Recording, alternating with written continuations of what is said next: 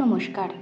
নারী মুক্তি এবং ক্ষমতায়ন নিয়ে আমরা অনেক কথা শুনি, কিন্তু আচার্য প্রশান্ত এই বিষয়টি দেখেন এক সম্পূর্ণ ভিন্ন দৃষ্টিভঙ্গিতে। আজকের ভিডিওতে আমরা আলোচনা করব কেন একজন নারীকে কেবল মা বা স্ত্রী হিসেবে নয়, বরং নিজের যোগ্যতায় নিজের পরিচয় গড়ে তোলা জরুরি।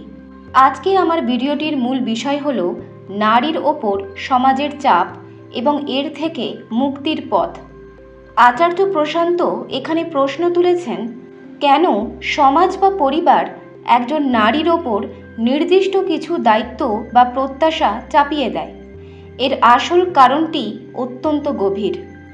আচার্য প্রশান্ত বলছেন, যদি একটি মেয়ে নিজের চেষ্টায় 100 কোটির ব্যবসা দাঁড় করায়, তবে তার বাবা মা তাকে সন্তান জন্ম দেওয়ার জন্য চাপ দেবেন না, কারণ তিনি প্রয়োজনের চেয়ে বড় কিছু অর্জন করেছেন।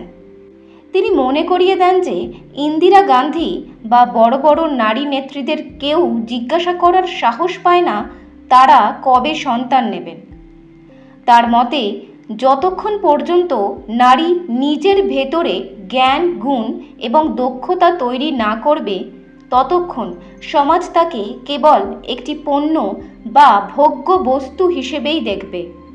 অর্থাৎ আচার্য প্রশান্তর মূল শিক্ষাটি হল আত্মজ্ঞান এবং আত্মবল। ভিডিওটিতে বিশ্লেষণ করা হয়েছে যে নিজের অধিকারের জন্য লড়াই করাটা জরুরি। যদি পরিবারের ছেলের শিক্ষার গুরুত্ব বেশি দেওয়া হয় এবং মেয়ের শিক্ষার নয়, তবে সেখানে প্রতিবাদ করা প্রয়োজন। নিজের শক্তি অর্জন না করলে পৃথিবী, এমনকি নিজের বাবা মাও অনেক সময় আপনাকে অবহেলা করতে পারে। তাই মুক্তির একমাত্র পথ হলো নিজের চেতনাকে জাগ্রত করা এবং স্বাবলম্বী হওয়া। শেষে বলা যায়, নিজের আওয়াজ নিজেকেই তুলতে হবে। আপনি যদি নিজের পাশে না দাঁড়ান, তবে কেউ আপনার জন্য এগিয়ে আসবে না।